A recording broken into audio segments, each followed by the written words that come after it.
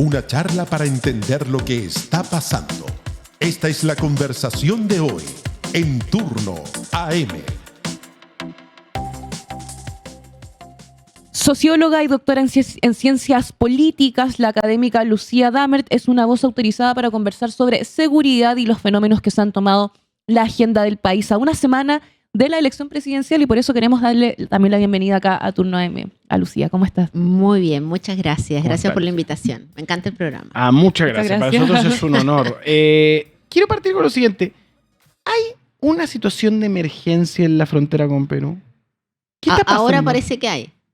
Es que eso, el parece también es discutible.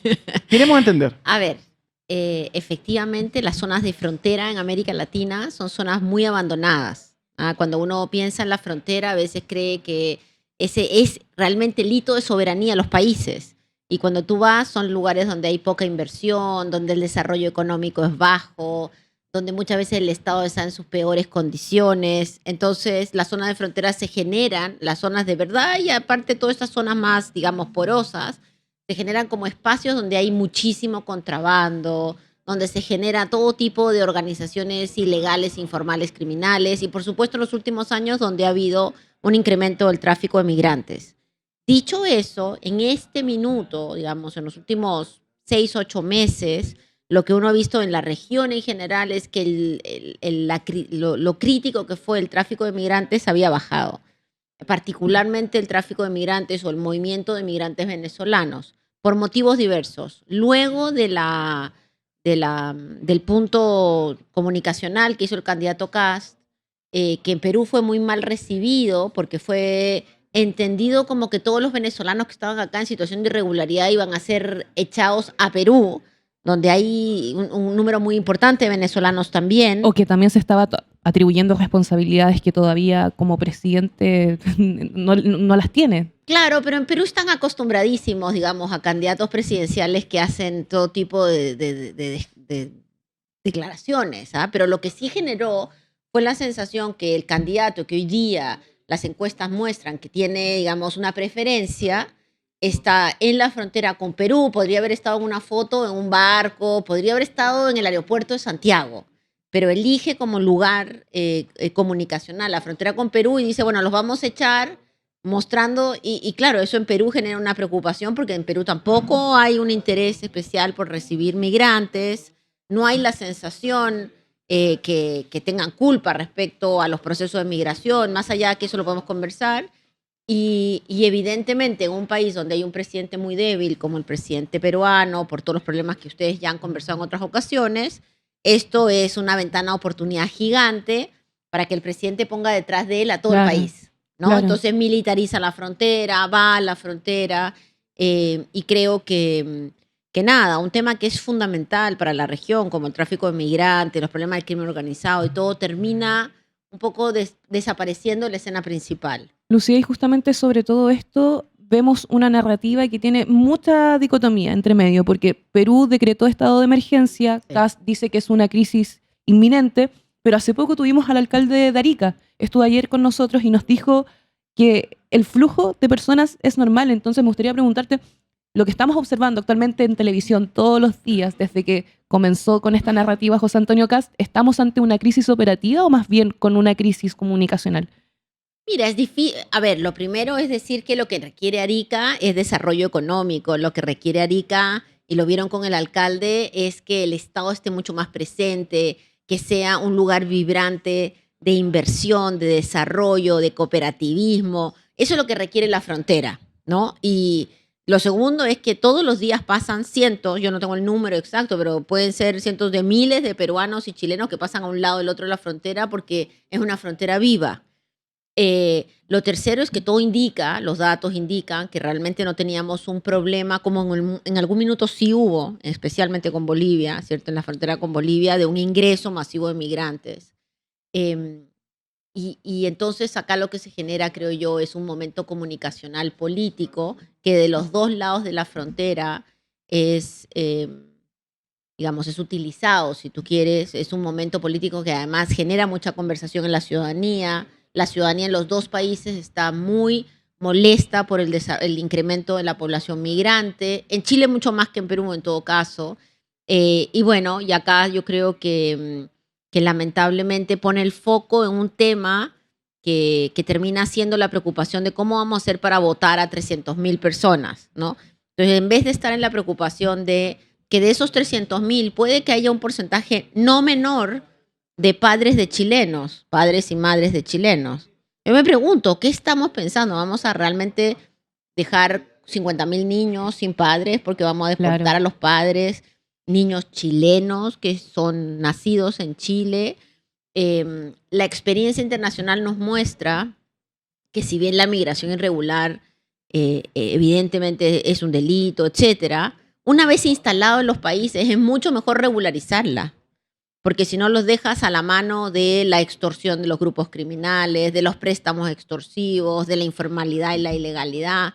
Entonces a mí sí me parece que tanto el candidato Kast como la candidata Jara y en general el país deberíamos de tener una conversación de dos manos, ¿no? No la mano dura y la mano fuerte, no, sino la mano de decir ya, los que cometen delitos vamos a deportarlos, vamos a tener un programa robusto de deportación, si ustedes quieren, como ha ocurrido siempre en este gobierno y en todos los anteriores, pero por otro lado, tenemos que tener la conversación sobre la regularización.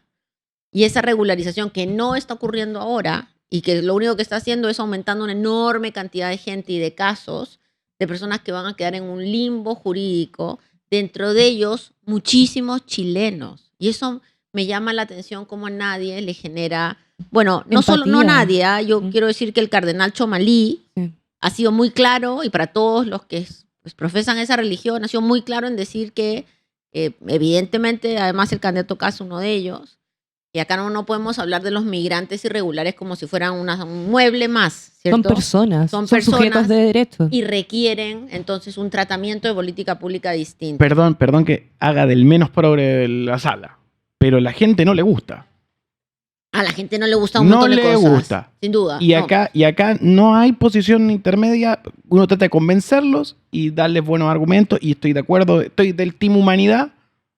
No les gusta. Sí, bueno, pero Entonces, cuando no les gusta y hay una oferta política que hace un llamado a, de alguna manera, expulsar, O invitar, mejor dicho. Invitar, porque que lo porque cual- cambió el expulsar a invitar. Ayer lo cual, en el debate, lo cual sí. llega a ser más absurdo todavía.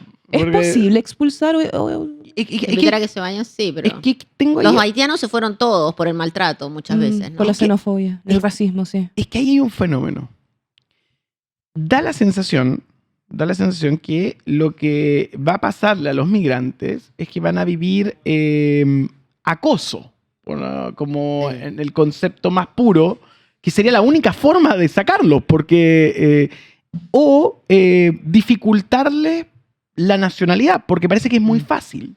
Que yo creo que es la solución más sana. La solución más sana es, usted tiene que demostrar a través de pruebas y a través de un montón de características que se logró acoplar a la sociedad. Yo creo que la mejor medida se parece a la norteamericana en los años de los demócratas, Sí. como una línea de trabajo. Pero parece ser que puede ser que estemos desde ahí hasta una línea más pesada. Hay casos en América Latina, o hay casos internacionales que uno puede ver, como decir, por acá se hizo bien y acá se hizo muy mal. Mira, yo lo que creo, lo primero es que tú tienes razón, que estamos en un momento político mundial donde el tema de la migración es un tema que divide aguas, que genera una sensación, porque estamos hablando de la emoción, genera una sensación de victimización del trabajo. No solamente estamos hablando del tema criminal, mucha gente en Chile, en Francia, en España, en Estados Unidos, ¿cierto? Que piensan que la migración es una forma de perder su trabajo. Lo ven como una amenaza. Y lo ven como una amenaza. Luego, de perder tus valores. Chile ya no será Chile porque llegan los migrantes y ahora nos gusta la salsa, ¿cierto? Ya no, ese tipo de cosas también son parte de una retórica que nos tenemos que hacer cargo. Yo estoy de acuerdo contigo, nos tenemos que hacer cargo. Ojo, yo no estoy de acuerdo conmigo, solamente les pongo el punto. No, yo estoy de acuerdo, sí, entiendo lo que dices, pero luego están la sensación que los migrantes irregulares particularmente son aquellos que generan digamos, la ola delictual. Ahí me parece que hemos hecho un flaco favor en hablarlo en general, cuando uno en realidad, cuando mira en particular, son grupos muy específicos de la población. Muchos de ellos están presos, a un importante número que se los expulsa. en algunos casos no se los puede expulsar porque Venezuela no los recibe. En otros casos pagan sus penas en Chile. Las cárceles están llenas de gente que tiene situación de irregularidad migratoria o migración concreta. Eso es un capítulo que me parece que es correcto. De ahí en adelante necesitamos mirar también como país hasta qué punto la conversación sobre el tema de la migración es una conversación que nos tiene que llevar a caminos de salida. Porque nos quedamos en la emocionalidad, listo. Y eso nos va a llevar a que mejor, ¿por qué no ponemos la pena de muerte? Porque, ¿cómo hacemos para liberar las cárceles? Bueno, hay todo tipo de teorías, ¿cierto? Entonces uno dice, ya, podríamos ser más estrictos con los procesos migratorios. Conozco el Servicio Jesuita Migrante, que realiza una labor de voluntariado hace muchos años. Y ellos te van a decir con total franqueza que el proceso migratorio en Chile es muy difícil. No es llegar a inscribirse y al día siguiente eres ciudadano. Un proceso difícil donde tienes que traer tus antecedentes, que se demora meses, que los niveles de burocracia hacen, es una permisología constante. Tal vez sí deberíamos de tener un sistema más fácil, donde tú llegas, dices quiero ser ciudadano, residente, y te dicen no, regrésese. Pero acá pasa que tú metes tus papeles y puedes estar un año en la espera, ¿no? El proceso no es un proceso fácil. Sin embargo, dada la retórica y la emocionalidad ciudadana con la cual se gobierna, evidentemente necesitas un paquete muy claro de qué hacer con la migración. Dentro de ese paquete, tal vez tú puedes tener mucho más visas de trabajo digamos, temporal. Porque además, ¿quién recoge las frutas? O sea, hay muchas cosas que todavía no están los robots, ¿cierto? Son la mayoría migrante que desarrolla esas labores. Lo que sí creo es que la política, y creo que lo conversábamos acá a propósito de mi libro la vez pasada, la política tiene que tener un componente pedagógico. La política no es, digamos, el cheerleader de lo que pide el circo o el pueblo. La política debería agarrar y decir, sí, es verdad que tenemos estos problemas, es verdad que ha habido una avalancha migratoria muy fuerte y que se nota la presión cultural, social, etcétera, y para eso vamos a ofrecer 4 medidas, desde la regularización hasta la deportación.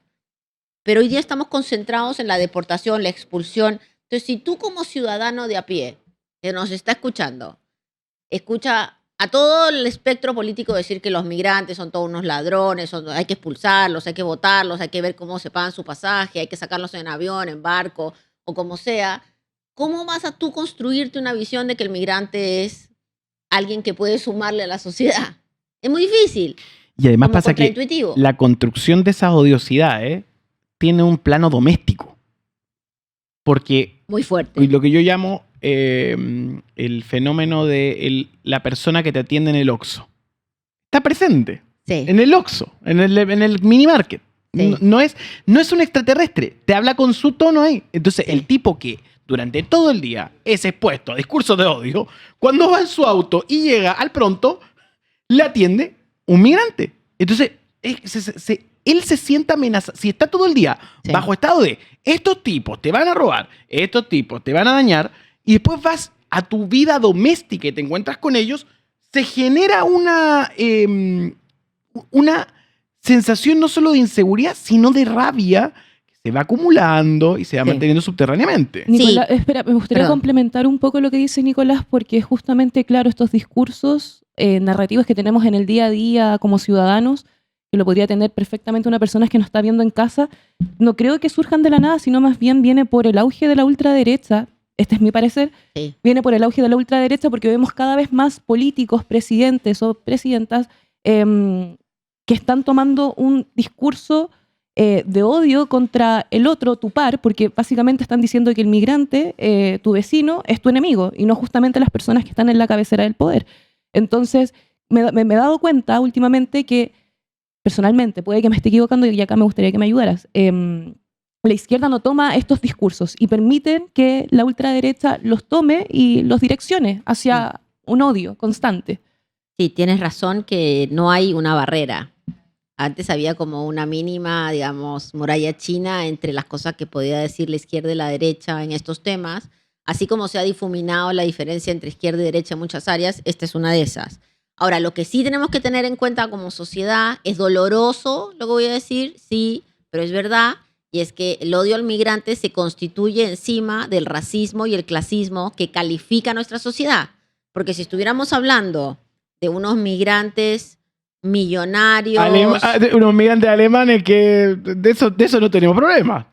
digamos, Claro. Lo cantó muy bien Jorge Igual- González en El Otro Extranjero. bueno, Jorge González es lo máximo. Pero ya, Es una gran además de eso, de verdad que yo hace muchos años hicimos un estudio sobre los discursos antimigrantes en la campaña electoral 2017. Eran otros migrantes, ahora ahí estábamos en contra de los haitianos, ¿no? Entonces todo el mundo, que los haitianos van a venir, que son pobres, que no saben nada, o sea, los discursos en la media eran muy fuertes. Hace 25 años, cuando yo soy migrante, dicho sea de paso, para los que no se han dado cuenta, cuando yo llegué a vivir a Chile, que había pasado ya una masiva llegada de una población peruana, que hoy día son como 250.000 los peruanos que están acá, también estaba el discurso que los peruanos eran todos cocainómanos, todos, no sé, era muy tremendo.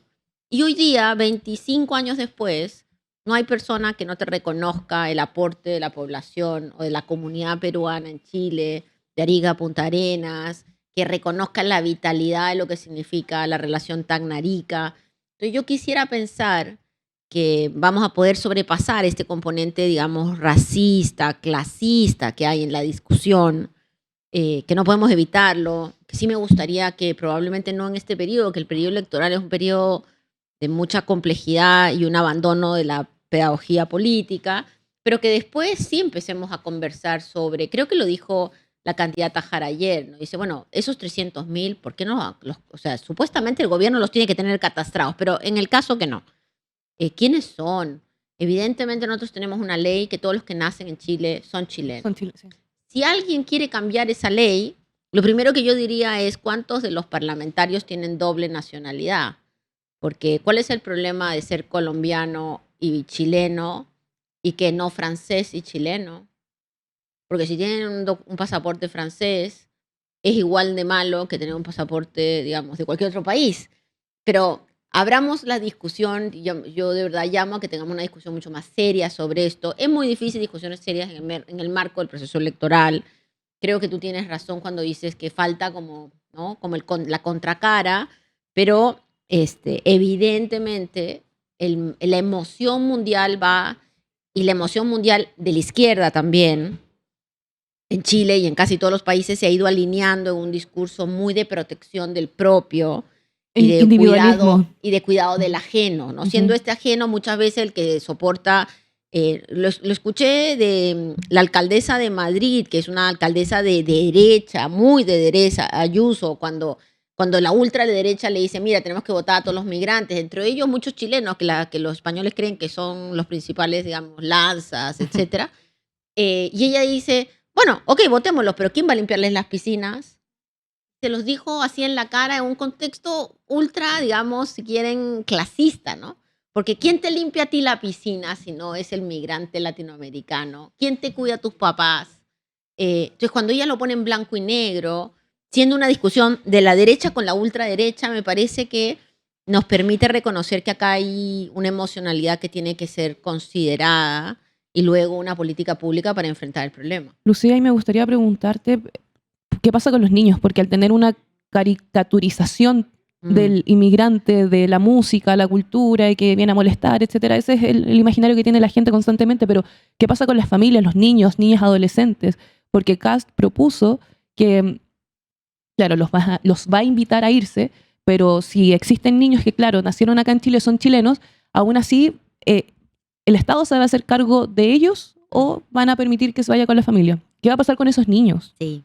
Mira, yo creo que acá hay otro elemento que no hemos tomado en cuenta que es fundamental, y es que, siguiendo el legado del presidente Piñera, hay muchos venezolanos que llegaron a Chile no porque querían venir particularmente, sino porque han sido expulsados de un gobierno dictatorial como el de Maduro. Y que muchos llegaron acá en una situación de percepción que Chile era un país que les estaba brindando apoyo humanitario. Yo creo que muchos de ellos, la gran mayoría, quieren volver. No ven la hora de volver a su casa, a su espacio, a su tierra, al calor, a otros. Uno extraña sus amistades, en fin. Pero no pueden volver. O sea, más allá de lo que uno quisiera, no pueden volver porque han sido expulsados por un gobierno autocrático, dictatorial. Es muy distinto hablar de esa circunstancia, hablar la circunstancia de todos los otros, ¿no? Los que se vienen porque quieren venir nomás. En el caso de los niños, que tú lo mencionas bien, bueno, si han nacido en Chile, son chilenos y tienen todos los derechos de cualquiera de los chilenos. Y ahí habrá que ver qué es lo que se va a plantear en términos de los padres. Yo sí creo que a los padres de chilenos hay que regularizarlos. Te conviene por muchos motivos. Primero, por los derechos humanos. Segundo, por la calidad de vida social. Pero tercero, porque está toda la evidencia, toda.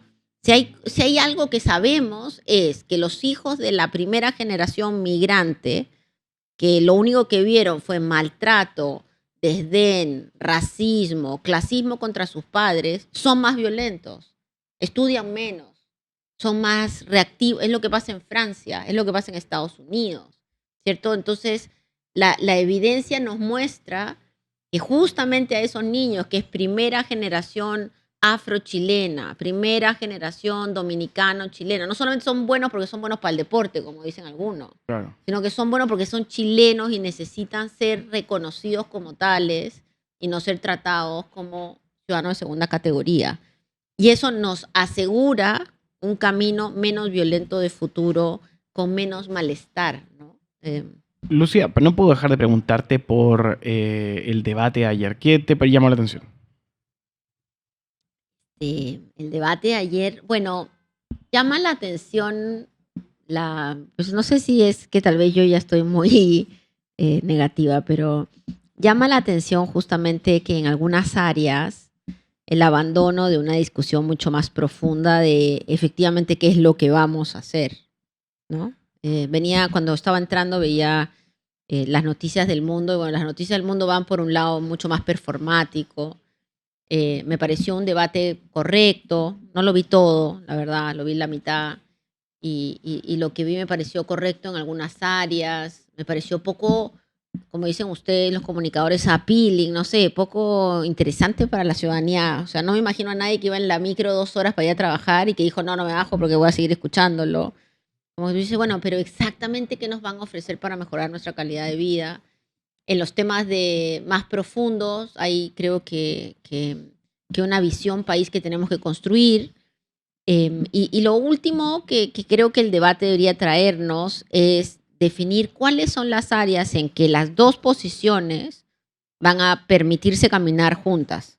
Por ejemplo, migración. Por ejemplo, seguridad. O sea, ni migración ni seguridad vamos a avanzar con posiciones totalmente diferentes. Necesitamos buscar un punto común para que esto no termine siendo lo que son otros países dentro de 20 años. Entonces, ¿cuál es el acuerdo país? O sea, yo de verdad, esto puede ser, digamos, totalmente contraintuitivo, pero yo esperaría que al final del último debate firmen un acuerdo de 10 puntos.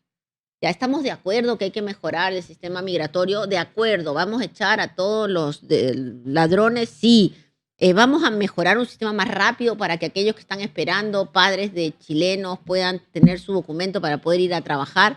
Sí, o sea, cosas que nos permitan y que sobre todo le permitan al próximo gobierno, porque el nivel de entrampe es tan alto que el próximo gobierno puede tomarse un año en empezar a hacer cosas si es que no logra llegar a acuerdos previos, ¿no? Y eso me parece que todavía no está en la mesa de discusión.